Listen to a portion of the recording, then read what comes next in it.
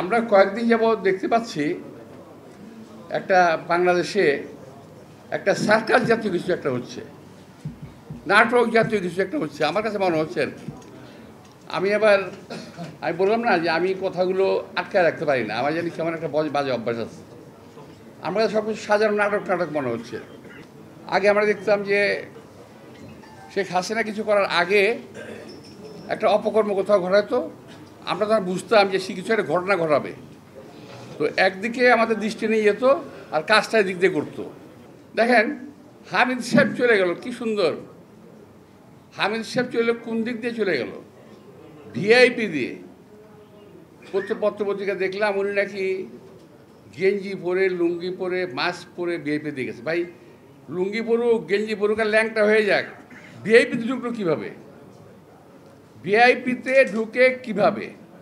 যদি একান্ত পরিচিত না হয় কিংবা সেই ভিআইপি লোক না হয়, সেই ভিআইপি ট্রিটমেন্ট নিয়ে এয়ারপোর্ট দিয়ে পার হয়ে গেল। আমার সরকার বলে কিছু জানি না। 622 জন আওয়ামী লীগের লোক পার হয়ে গেল, এই সরকার বলে আমরা কিছু জানি না। জানেন কি? এই জানাটা খুব দরকার। আপনারা কি জানেন? এইটা আমাদের জানা দরকার। কি জানেন আপনারা? কিছুই জানেন না। তো এখন সেদিক থেকে নজর ফেরানোর জন্য আরও জানি কী ঘুরতেছে, আমার খুব সন্দেহ হচ্ছে আরও জানি কী ঘুরতেছে। নইলে শাহবাগের এই নাটক কেন হঠাৎ করে? যেই শাহবাগ আপনারা বন্ধ করেছেন, যে শাহবাগের এই এলাকাতে, এই সমস্ত এলাকাতে মিছিল মিটিং করা যাবে না, সেইখানে সরকারের পৃষ্ঠপোষকতায় সরকারের দল এনসিপির লোকেরা ওখানে মিছিল মিটিং করে কিভাবে? আর কোন দাবিতে মিছিল মিটিং করলো? আওয়ামী লীগ নিষিদ্ধ করতে হবে। তো আওয়ামী লীগ নিষিদ্ধ করতে না করছে কে ভাই? কে না করছে? বিএনপি না করছে? খুব চেষ্টা করছে চালানোর জন্য। বিএনপি নাকি আওয়ামী লীগকে কী করতে চায়? পুনর্বাসিত করতে চায়। আমাকে বড় ঠেকা পড়ে গেছে ভাই, বিএনপির আওয়ামী লীগের পুনর্বাসিত করতে বড় ঠেকা পড়ে গেছে। জীবন থেকে আমাদের 17 থেকে 18 বছর আমাদের নিয়ে গেছে, পরিবার পরিজন থেকে বিচ্ছিন্ন হয়েছি, স্বাস্থ্যহানি করেছে, আমাদের পরিবার পরিজন কেউ সুস্থভাবে বেঁচে থাকতে পারে নাই। এখানে যারা আছে, একটি কর্মীও তার বাড়িতে 17 বছর ঘুমাতে পারেনি শান্তি। আর সেই আওয়ামী লীগের সঙ্গে আমরা করব, ওদেরকে আমরা আবার প্রতিপালন করব, আবার ওদেরকে পুনর্বাসন করব।